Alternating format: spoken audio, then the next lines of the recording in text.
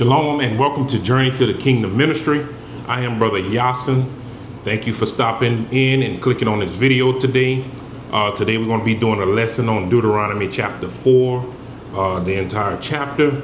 And the book of Deuteronomy, as mentioned before, the Hebrew name for Deuteronomy is Devarim. And Devarim means words, or keep these words, or keep these sayings. Okay? And of course, the author, so to speak, of Deuteronomy or Devarim is Moses, or in Hebrew, his name is Moshe. So, without any further delay, we'll go ahead and get into today's lesson, Deuteronomy chapter 4. Now, O Israel, listen to the statutes and judgments which I teach you to observe, that you may live, and go and possess the land which Yahuwah, Elohim of your fathers, is giving to you.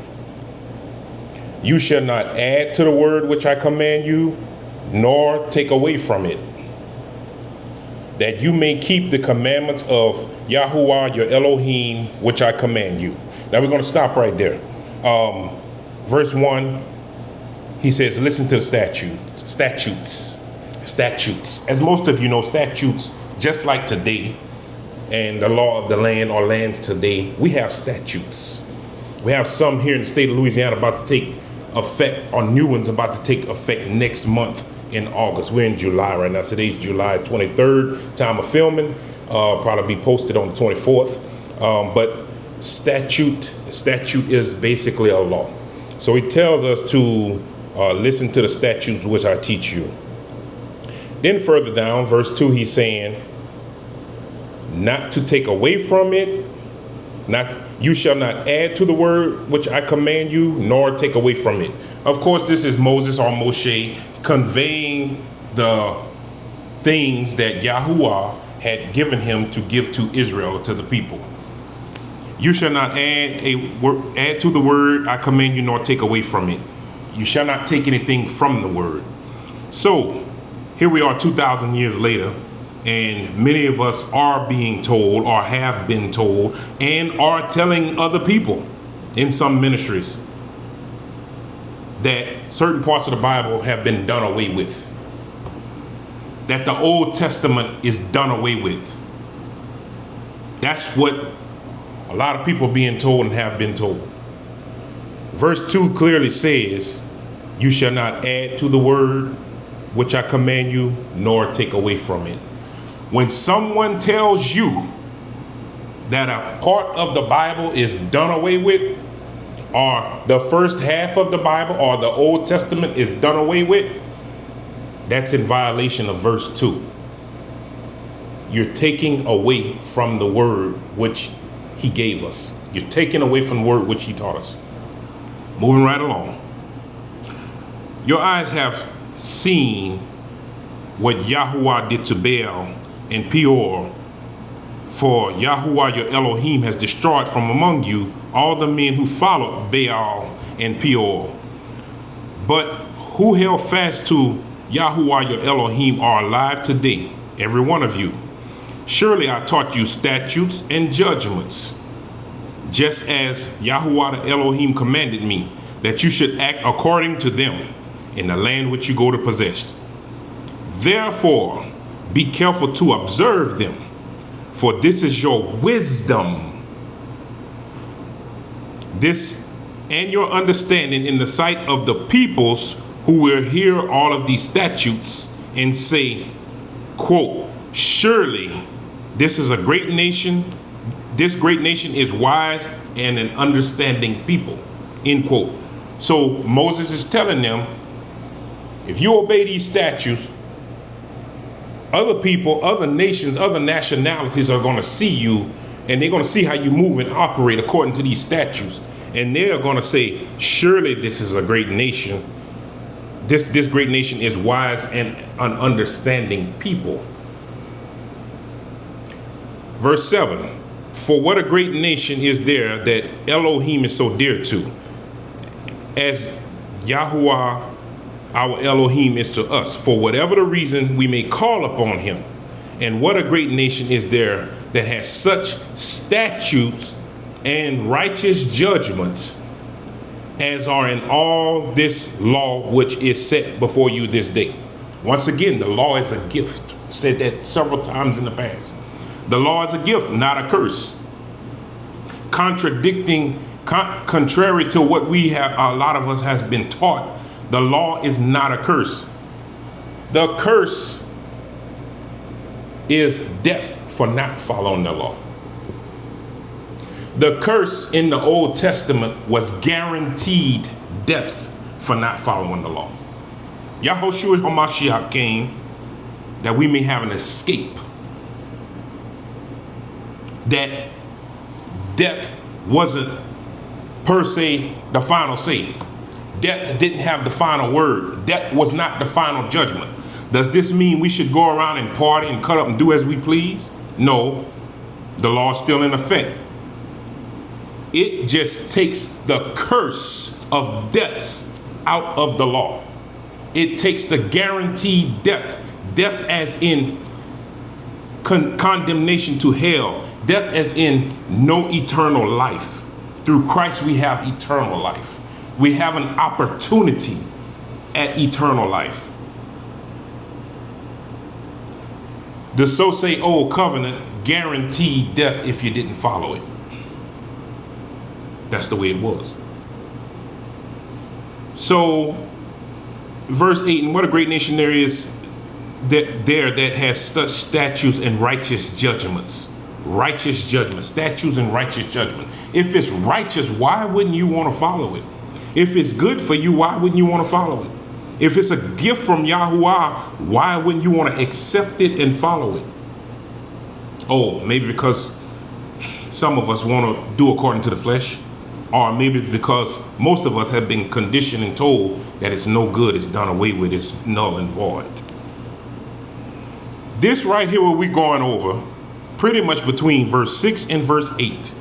As mentioned before here at Journey to the Kingdom, the law here in the U.S. and in many countries across the world is loosely fashioned off of this Bible. The law here in the U.S. is loosely fashioned off of this Bible. The law in your court system is loosely fashioned off of this Bible and off of the laws and rules and statutes of the Old Testament. And the reason that it is just like it says in verse 6. This is your wisdom and understanding, and in the sight of peoples who hear these statutes and say, quote, surely this great nation is wise, a wise and understanding people. This is not the only thing that the world copied or fashioned themselves off of in the Bible. There are many other traditions and things that they fashion things of the world off of. The only problem is most of the time they also indoctrinated things of Satan, of Hasatan. Most of the time, or at certain points in time, and people and leaders, Constantine, they adopted the things of pagan traditions. They took pagan traditions and then they took the things of Yahuwah. They took the things of Torah or the Testament, Old Testament per se, and they combined them together. Why? So they could smooth some things over. So they can fool and trick some people.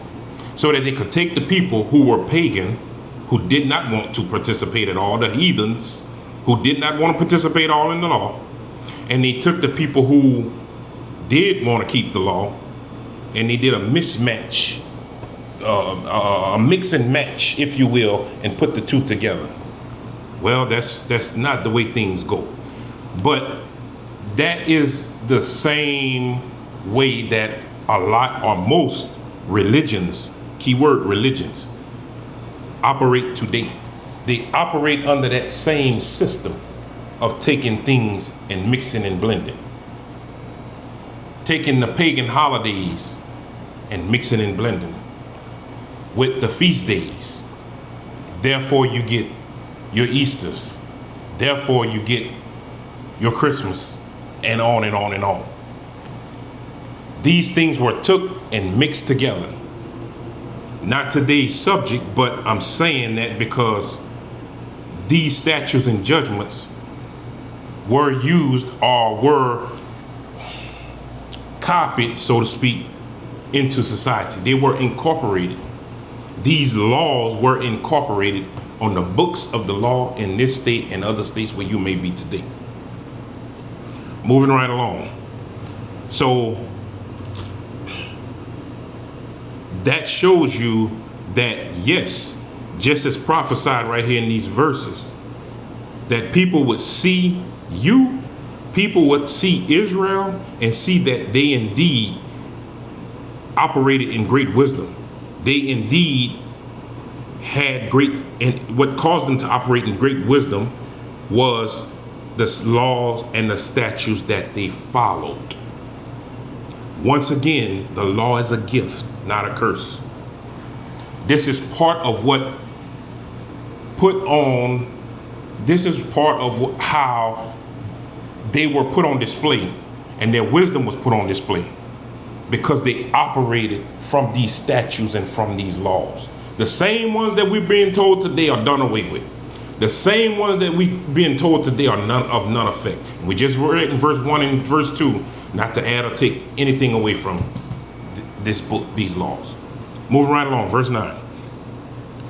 Only take heed to yourself and diligently keep yourself, lest you forget the things of your eyes have seen, and lest they depart from your heart in all the days of your life, and teach them to your children and grandchildren, especially concerning the day you stood before Yahuwah your Elohim in Horeb, when Yahuwah said to me, gather the people to me, and I will let them hear my words, that they may learn to fear me all the days that they live on the earth, that they may teach their children. All the days that they live on the earth, that they may teach the children. So we still alive today. You're still supposed to be teaching that to your children. We're still supposed to pass that on generation to generation. If it got lost, if you are one of the many, you're not alone, who this didn't get taught to, and you're not teaching it to your children and passing it to your children and grandchildren, well, maybe you need to pump the brakes. You may want to consider pumping the brakes. Teach these laws and commandments to yourself, or continue to learn them here at Journey to the Kingdom and similar ministries. Learn them, teach them to your generations, and keep moving on. We have to correct these, like I always say, misteachings. We have to correct this gap. We have to fix it. We are the generation. We are the time that needs to put correction on the misteachings and the misleadings that have happened many times, many generations ago. It's not our parents' fault. It's not our grandparents' fault. A lot of this was forced on us, primarily in slavery. We know better now. We're in a new day and age. Secrets are being exposed. Lies are being exposed. Truth is being exposed. We need to get on the right side of the truth. We need to get on the right side of Yahuwah. Verse 11. Then you came near and stood at the foot of the mountain, and the mountain burned with fire, and in the midst of heaven with darkness, cloud, and thick darkness. And Yahuwah spoke to you out of the midst of the fire. You heard the sound of the words, but you saw no form. You only heard a voice. So he declared to you his covenant, which he commanded you to perform, the 10 commandments, and wrote them on tablets of stone. And Yahuwah commanded me at that time to teach you statutes and judgments, that you may observe them in the land which you cross over to possess. Take careful heed to yourselves, for you saw no form When Elohim, Yahuwah Elohim spoke to you at Horeb out of the midst of the fire, you saw no form. You saw no physical being. You saw nothing at all other than the fire. And you heard the voice of Elohim. Ruach, spirit. Yahuwah is Elohim of spirit. Later, he took on a flesh form and came here as Hamashiach. But Yahuwah, the Father, is spirit only. Verse 16, lest you act corruptly and make for yourselves a carved image in the form of any figure, the likeness of male or female. Read that again, verse 16.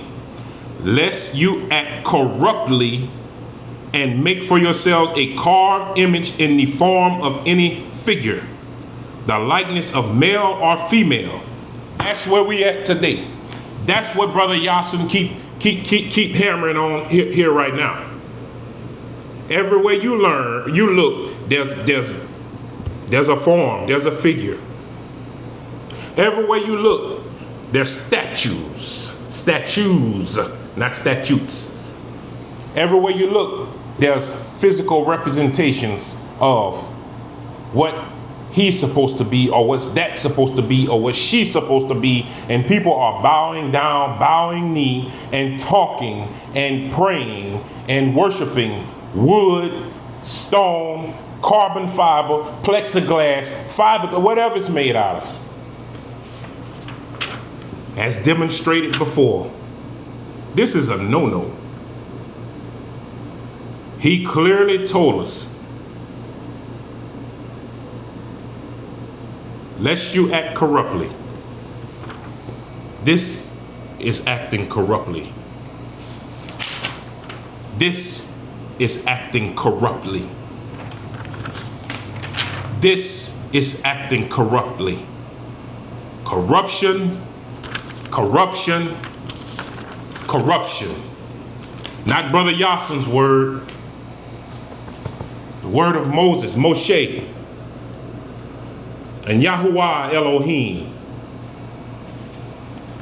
You better come out of this deceit, this corruption, this trickery, these lies, lest you act corruptly and make for yourselves a carved image in the form of any figure, the likeness of male or female, or anything in between male and female these days. Corruption. Verse 17, the likeness of any animal that is on the earth, or the likeness of any winged bird that flies in the air, the likeness of anything that creeps on the ground, or the likeness of any fish that is in the water. And take heed, lest you lift your eyes to heaven when you see the sun, the moon, and the stars, and the host of heaven, and you feel driven to worship them, and you serve them, which Yahuwah your Elohim has given to all peoples under the whole heaven as a heritage. He give us the sun and the moon as reminders. Remind us that he is Elohim. Remind us of his special appointed times and dates and feasts. He gave it to us as reminders that he hangs the stars in the heavens. He has all power. Man cannot touch that. Man cannot modify that. He didn't put it there for us to worship. You might say, well, I don't worship the sun. I don't worship the moon. I never have. I never did. You may feel that way. But truth is not about feeling. Fact is not about feeling. And the fact of the matter is, if you're participating in Sunday worship, Sunday, Sunday, you're in fact, unbeknownst to yourself, more than likely, you're in fact worshiping the sun. That's what Sunday worship is. Look, this book tells us on the seventh day he rested. He created the earth in and all things upon it in 6 days, including man. And on the seventh day he rested. I'm not the smartest fella in the world, but when I look at every calendar I ever looked at, the first day of the week was Sunday. Now, this is not about days of the week. We know that's been manipulated as well. But if the first day of the week is Sunday, according to the Gregorian calendar, and the last day of the week is Saturday, all you have to do is count from Sunday, Monday, Tuesday, Wednesday, Thursday, Friday. Friday is day 6. That makes Saturday day 7.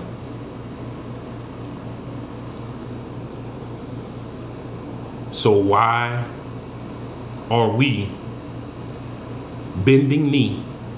And in some cases, in some places of worship, all over America especially, we are going Sunday morning, facing the east as the rising sun comes into power, and worshiping.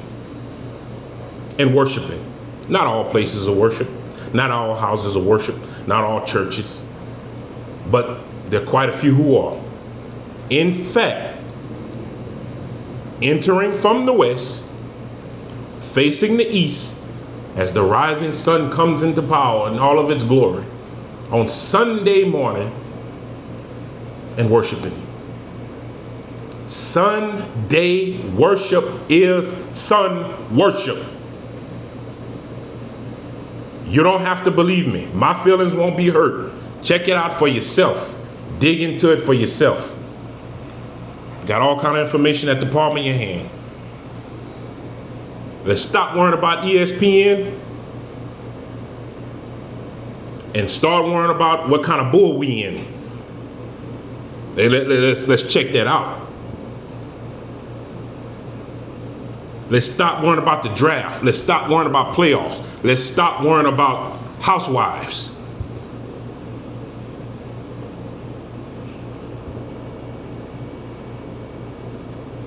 Verse 20.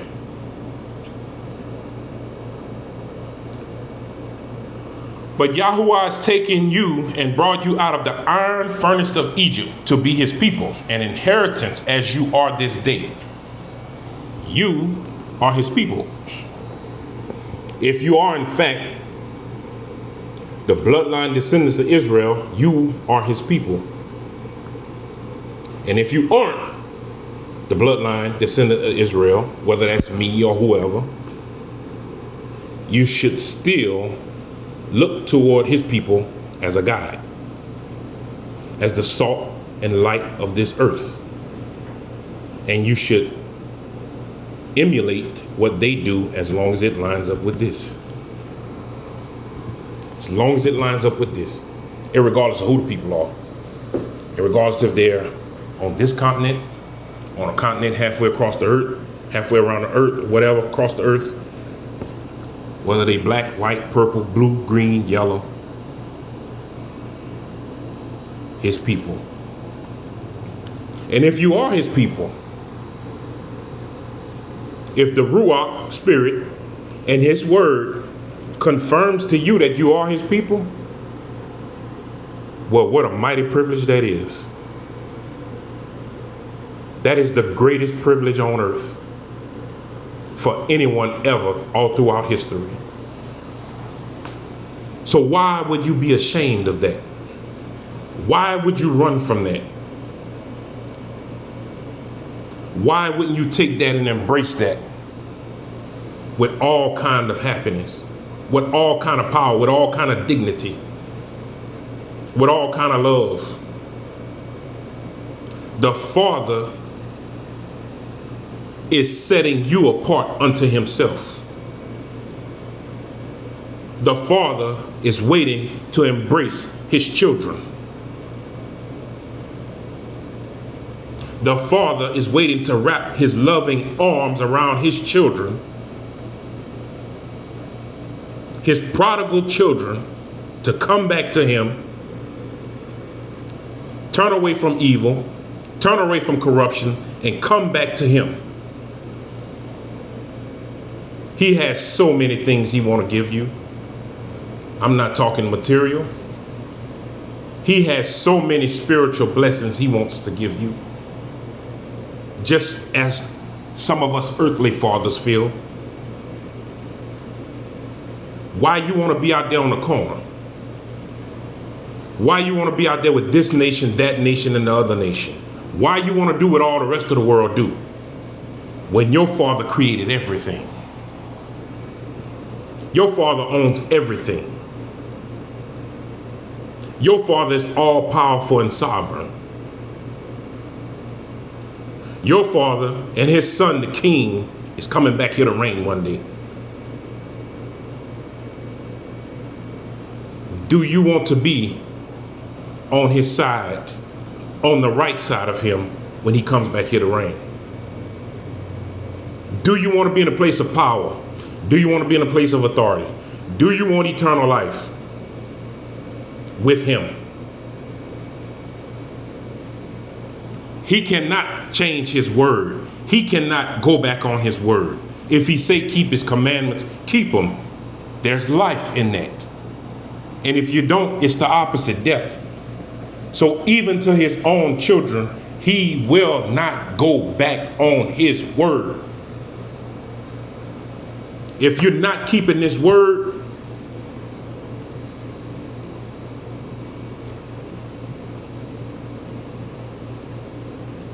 he does not have to accept you when he returns.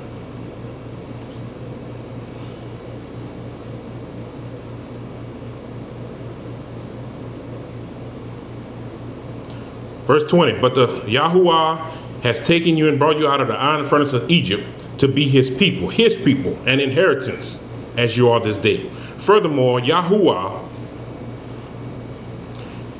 was angry with me, Moshe, was angry with me for your sakes, and swore that I would not cross the Jordan, and that I would not enter into the good land which Yahuwah your Elohim is giving you as an inheritance.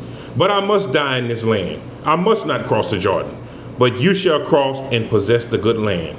Take heed yourselves, lest you forget the covenant of your Elohim, which he made with you, and make for yourselves a carved image in the form of anything which Yahuwah has forbidden you. Take heed, lest you forget. Have we forgotten? Have we forgotten what he told us not to do? Okay, so you didn't make it. No problem. But why are you going to bow down to this? Why are you going to bow down to this? Why are you praying to this? Why are you going to buildings and structures with it in there? And you're following along with other nations, other nationalities, and bowing down and praying and talking to it?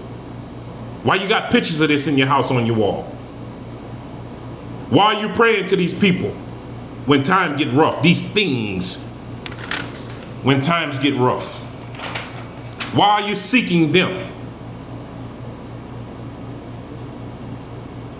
He told us not to forget. I guess you forgot. I guess we forgot. Well, that's okay. Brother Yasin here to remind you. Brother Yasin is here to remind you according to what this book says. Go dig in yours and see if it say the same thing. I'm here to remind you about this bull right here. Least you forgot. Least ye forgot. I think vast majority of people have forgotten. Vast majority of people don't know. Vast majority of people are making excuses for this. Well, we're not praying to them. We're praying through them. You better not pray to nothing other than him. You forgot a couple of verses back?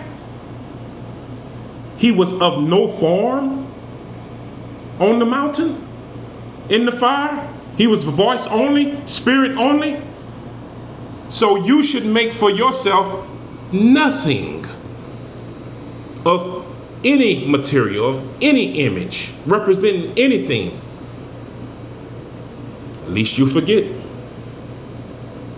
I'm here to jog your memory. I'm here to defibrillate your common sense. Stop praying, stop worshiping, stop turning to, stop putting it on your neck, stop putting it in your house. Images of wood, stone, glass, plastic, carbon fiber, whatever you want, whatever it's made out of. Stop it.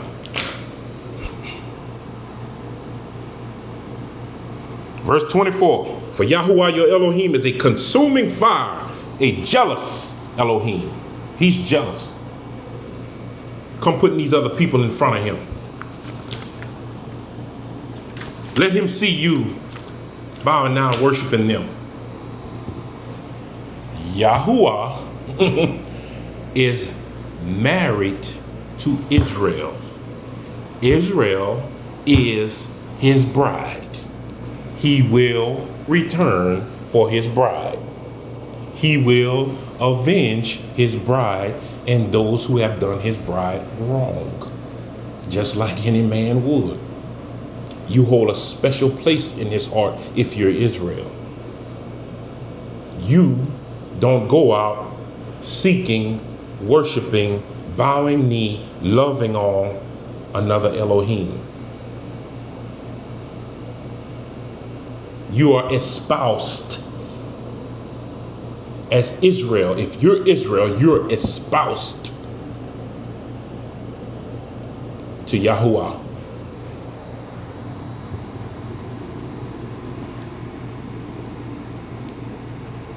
When you beget children and grandchildren and have grown in the land and act corruptly and make a carved image in the form of anything and do evil in the sight of Yahuwah your Elohim to provoke him to anger, I call heaven and earth to witness against you this day that you will soon utterly perish from the land which you cross over the Jordan to possess. You will not prolong your days in it, but will be utterly destroyed. And Yahuwah will scatter you among the peoples, and you will be left few in number among the nations where Yahuwah will drive you. You will be left few in number.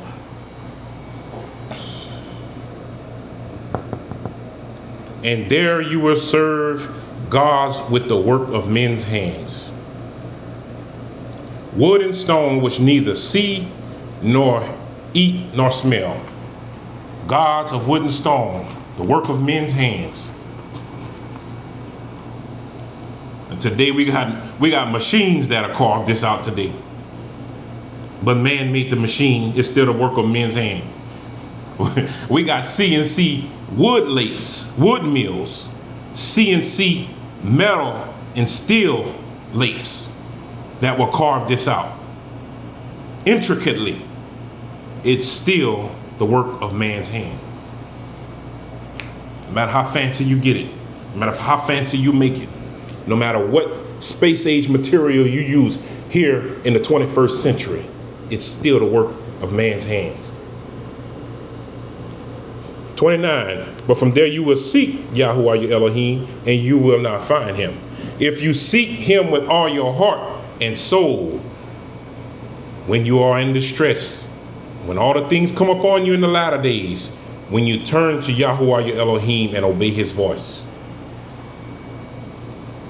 For Yahuwah your Elohim is a merciful Elohim. He will not forsake you nor destroy you, nor forget the covenant of your fathers, which he swore to them. For ask now concerning the days that are past, which are before you, since the day that Elohim created man on earth, and ask from one end of heaven to the other, whether any great thing like this happened or anything has been heard. Did any people ever hear the voice of Elohim speaking out the midst of the fire, as you have heard and live? Has anybody ever heard Elohim, his voice, and live? Or been in his presence as he spoke out the fire and live? That's what he's asking them. Think about that. You're special people. Or did Elohim ever try to go and take for himself a nation from the midst of another nation? By trials, by signs, by wonders, by war, by a mighty hand and outstretched arm, and by great terror, according to all that Yahuwah your Elohim did for you in Egypt before your eyes. We're not talking 2,000 years later, today. We talking some of these people that Moshe was speaking to at the time had actually witnessed the atrocities and the plagues in Egypt. They actually witnessed all this. Some of these folk were still alive. That's who he's speaking to.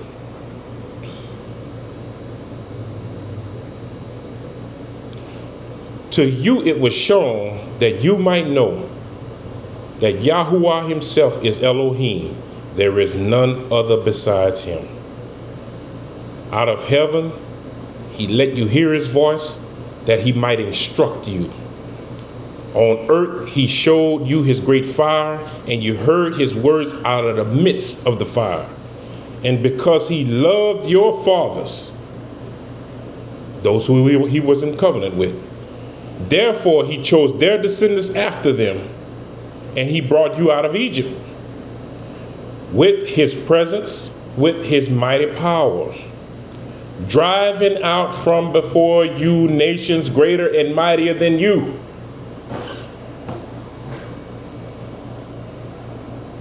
He drove out nations that were greater and mightier that came up to battle you,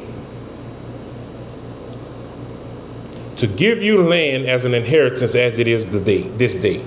At that time, during the time of Moshe.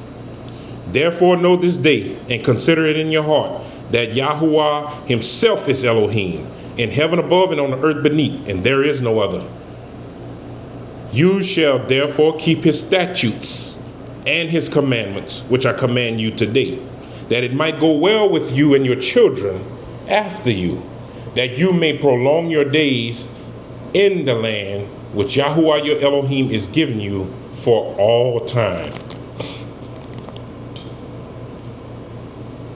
Then Moses set apart 3 cities on this side of the Jordan toward the rising sun, that the manslayer, that's manslaughter, may flee there, who kills his neighbor unintentionally, without having hated him in the past, and that by fleeing to one of these cities, he might live.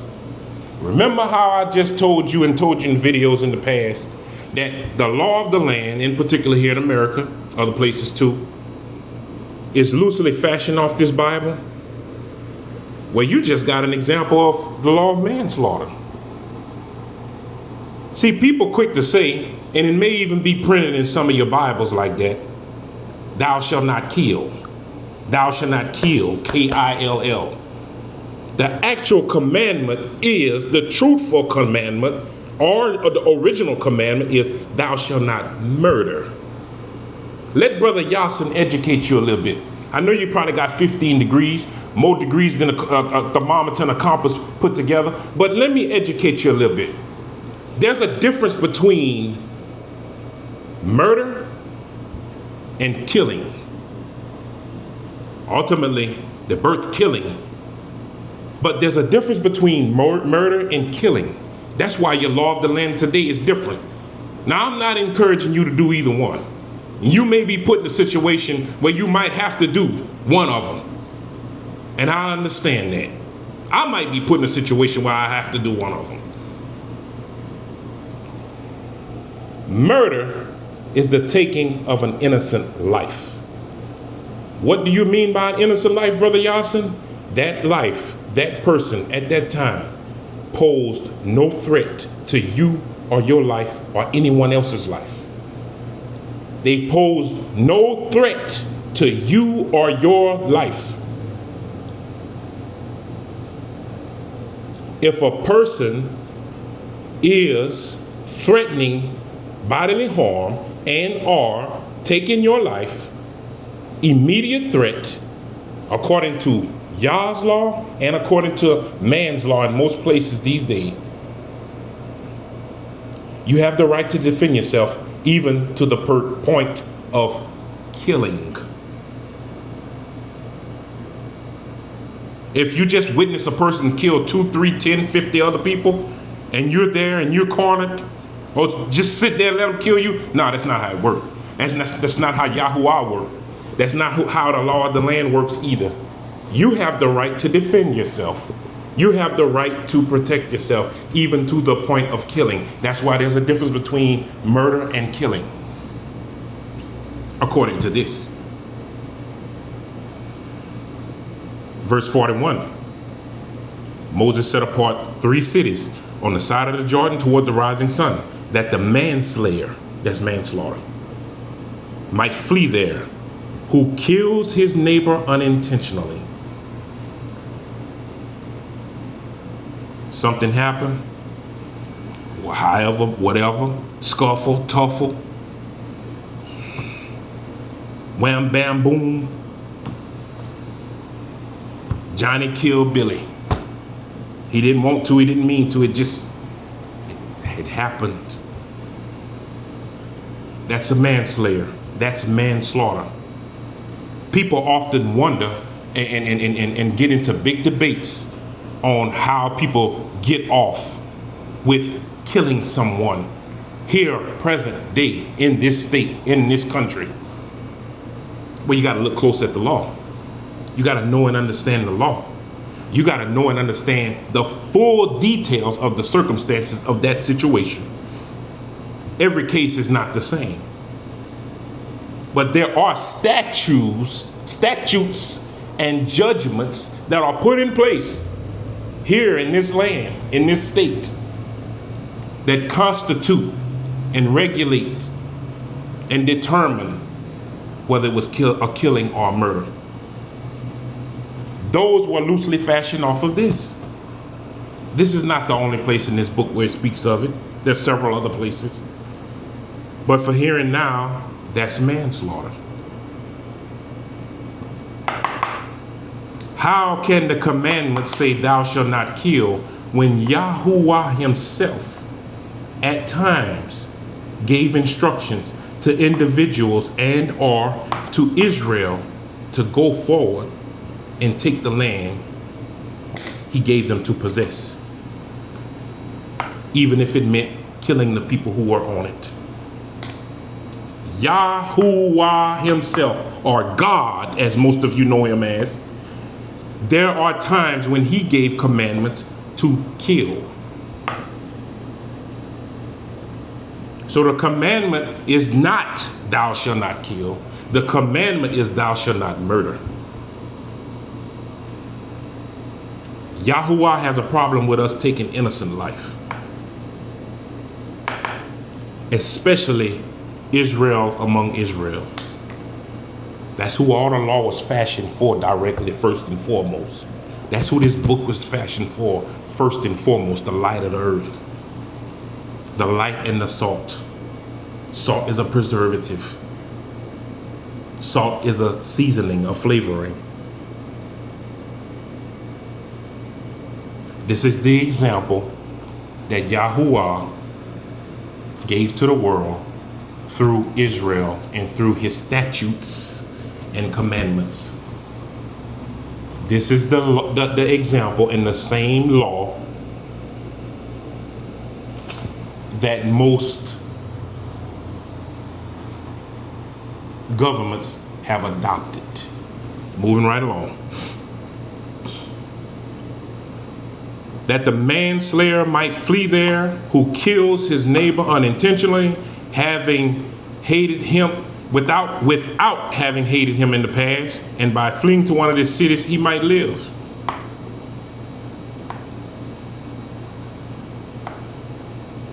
It's also in Deuteronomy chapter 5. It's also in Deuteronomy 4, verse 5 through 6.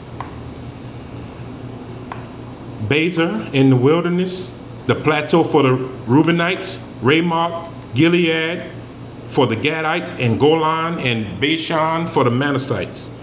Now this is the law which Moses set before the children of Israel, that these are the testimonies, the statutes and judgments that Moses spoke to the children of Israel after they came out of Egypt, on the side of the Jordan, in the valley opposite of Beth Peor, and in the land of Sihon, king of the Amorites, who dwelt with Heshbon, whom Moses and the children of Israel defeated after they came out of Egypt. And they took possession his land, and the land of Og king and Bashan, 2 kings of the Amorites, who were on the side of the Jordan toward the rising sun, from Aroer, which is on the bank of the river of Arnon, even Mount Sion, and the plain east on the east side of the Jordan, as far as the sea of the Arabah, below the slopes of Pisgah. That was Deuteronomy chapter 4. Once again, Deuteronomy, Hebrew name Devarim. One of the books of Moses, Hebrew name Moshe. Once again, reminding Israel the do's and the don'ts. Once again, reminding Israel to keep this throughout all generations, lest they forget. Once again, Brother Yasin demonstrated to you how this law is used in man's law today.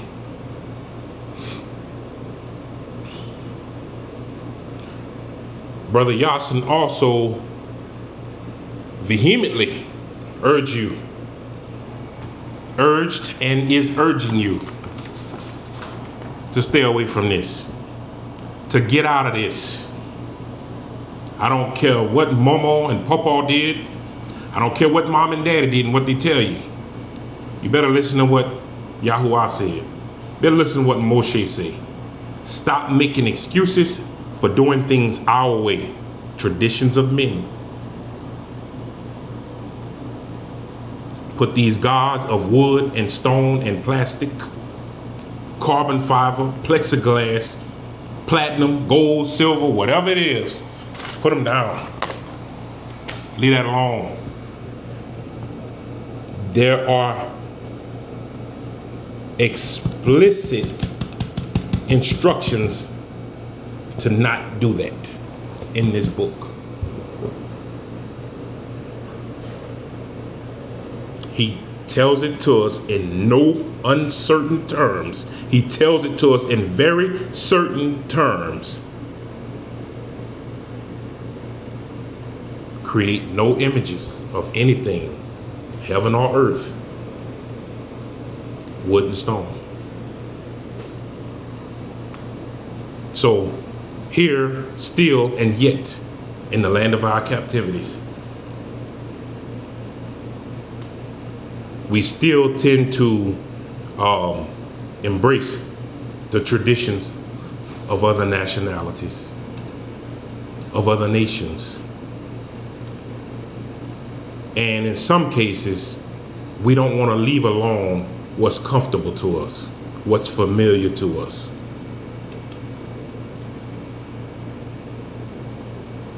Comfort and familiarity has nothing to do with obedience. Comfort and familiarity will not be an acceptable excuse when the judge judges us on judgment day, at the time of the judgment. Any judge, any lawyer has or sits in a law library. Well, what's in a library? Not the smartest person in the world, books. Why does the judges who were once lawyers sits in your municipalities, in your municipal courts? Why do they have nothing but books of the law in their chambers? Why, when you seek the counsel of an attorney or a lawyer, and you go in their office or their law library, there's nothing but books? The judge has to use books to execute the law. The judge has to use what's on record in the books to execute the law. We will all face the great judge one day. He's going to do the same thing. He has 66 plus books to judge us off of. 66 right here in King James, and several others that were left out to judge us by. Oh, let's see, Mr. John, you did this and such day, and according to such and such book, such and such law, such and such statute, you're in violation of my law. Okay, strike one. Okay, and then on such and such year, such and such day, and such time, you did such and such a thing. Let's see. According to book such and such, chapter such and such, verse such and such, you're in violation. Stop letting these tradition of men and this foolery and this foolishness about law been done away with lead you to hell. He's going to judge you according to the law. He's going to judge me according to the law. He's going to judge us all according to these books and others. This is one physical book, but this one in and of itself has 66 books in it.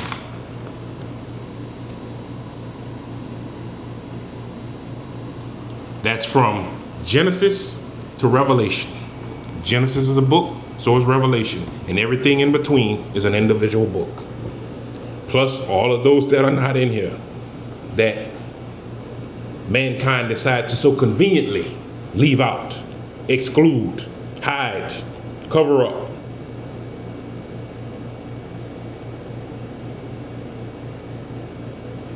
So we're going to face the great judge one day. We're going to face the original judge one day. And he's going to use the law to judge whether we let go into freedom and eternal life, or if we sentence to death, the ultimate punishment, or if we sentence to the lake of fire, just as your judges in your municipalities do today. Fashioned off of the original script. The original script. The original scripture.